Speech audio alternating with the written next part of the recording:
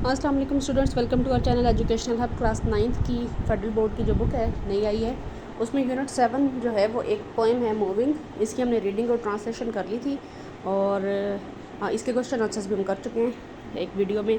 तो अभी जो है वो इसकी एक्सप्लेनेशन है। आपको पहले भी बताया था कि ये जो पोएम है ये सोनेट है। सोनेट में 14 लाइनों की 14 लाइन्स की एक पोएम लिखी जाती है और वो सारा एक ही स्टैंजा होता है। ठीक है, तो उसके स्टैंजा नहीं आएंगे, इसलिए इसका नाम जो है वो हमने स्टैंजा नहीं लिखा। यहाँ पे आप देख सकते हैं poem moving, poet Robert Frost, paraphrasing या एक्सप्लेनेशन। तो एक्सप्लेनेशन है और लाइन्स दी हुई है उसके नीचे, लाइन्स 1 2 3।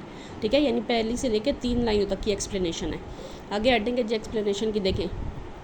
अभी इसमें जो फर्स्ट लाइन है वो स्टूडेंट्स समझ लें कि वो अपने सारे स्टैंजाज में या सारी लाइंस में से पूरी पोएम में से जो भी लाइंस आ जाए उसमें आपने ये वाली लाइन ऐड करनी है। This poem moving has been written by the poet Robert Frost. ठीक है, तो उसके आगे से जो है वो आपने हर लाइन की अलग अलग लाइन्स के हिसाब से दी हुई आप देख लें।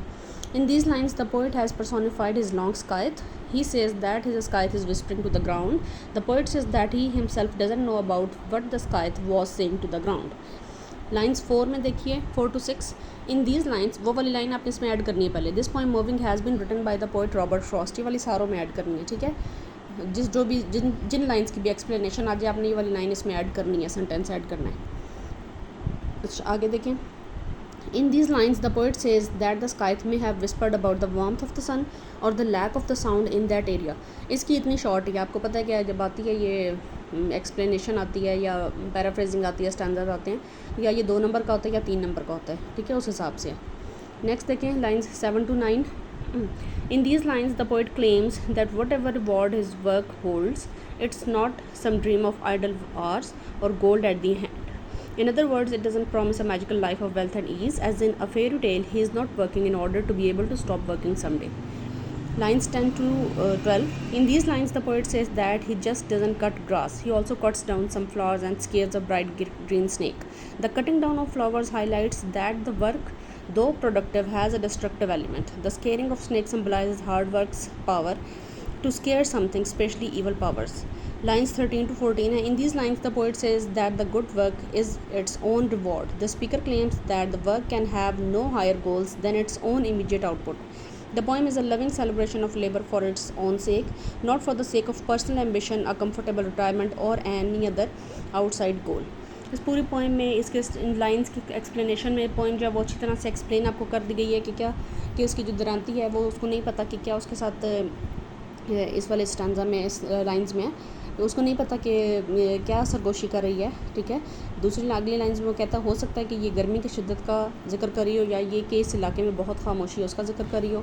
फिर उसकी अगली लाइंस में कि लेकिन ये पता है कि काम करने वाला जो है, इस पोएम को अगर आप समझें तो जो ग्रास दी गई है जिसको वो काट रहे हैं, ग्रास सिंबलाइज़ करी है ज़िंदगी को, काम को। आप एक काम ख़त्म करते हैं, घास जो है वो दोबारा ग्रो करती है, यानी कि वो काम जो आप एक काम ख़त्म करके हटते हैं, काम अगले दिन आपका दोबारा बनना हुआ होता है, आपने दोबारा वो काम करना है। ठीक है, तो ये इस तरह से है। और फिर दरांती जो है वो उस वर्क को कर रही है कि वो वर्क जो है वो उस बंदे को, दरांती का काम ही है कि अगर वो काम नहीं करेगी, काम नहीं आएगी, इस्तेमाल नहीं होगी तो उसको जंग लग जाएगा। तो दरांती जो है वो खुश होती है कि वो काम कर रही है। ठीक है, तो हार्ड वर्क की इंपॉर्टेंस का इसमें ज़िक्र है। फिर नीचे जो लाइन में जहाँ पे फ्लावर्स कटने का और ग्रीन स्नेक के डरने का जिक्र है, ग्रीन स्नेक अक्सर ग्रास में अपने आप को कैमोफ्लेज करके स्नेक्स जो वहाँ पर आपको छुपा लेते हैं अपने आप को, वैसे भी ज़मीन पे ही चीज़ें पाई जाती हैं। तो जब कहता है कि जब हम घास काटते हैं तो कुछ अच्छी चीज़ें कट जाती हैं, जैसा कि कोई फूलों वाला पौधा साथ कट जाता है उसके, या किसी पौधे का फूल कट जाता है, उसकी अच्छी नरम शाखें कट जाती हैं जो भी हरी होती हैं, जिन्होंने मज़ीद पत्ते फूल देने होते हैं, लेकिन उन्हें हम काटना नहीं चाहते लेकिन वो कट जाती हैं। इसी तरह से कोई स्नेक है तो वो डर जाता है। स्नेक को ईवल पावर के तौर पे शो किया है कि ईवल पावर्स जो होती हैं वो हार्ड वर्क से, जो सोसाइटी की चीज़ें होती हैं, बुरी चीज़ें जो चाहती हैं, या वो लोग जो आपकी ज़िंदगी में चाहते हैं कि आप तरक्की ना करें, ठीक है, तो वो आपके हार्ड वर्क से वो जेलस होते हैं, वो डरते हैं। और इसी तरह से हार्ड वर्क का नुकसान भी थोड़ा थोड़ा साथ होता है, वो यही नुकसान है कि सोसाइटी के बाज़ औक़ात कोई इसमें थोड़ा सा डिस्ट्रक्टिव एलिमेंट भी आ जाता है। ठीक है, तो ये चीज़ें हैं। और आखिर में जो है वो डायरेक्ट उन्होंने लेबर का ही जिक्र किया है, यहाँ पे कोई चीज़ शो नहीं करी है कि लेबर जो है, हार्ड वर्क जो है वो अपना खुद की एक ऐसी खुशी मिलती है जो खुद एक बहुत अच्छा उसका रिवॉर्ड है। उसके लिए ज़रूरी नहीं कि आप जो है वो इसलिए काम करें कि आखिर में आप रिटायर होकर फ्री होकर बैठ जाएंगे या आखिर में आपको इतनी दौलत मिल जाएगी।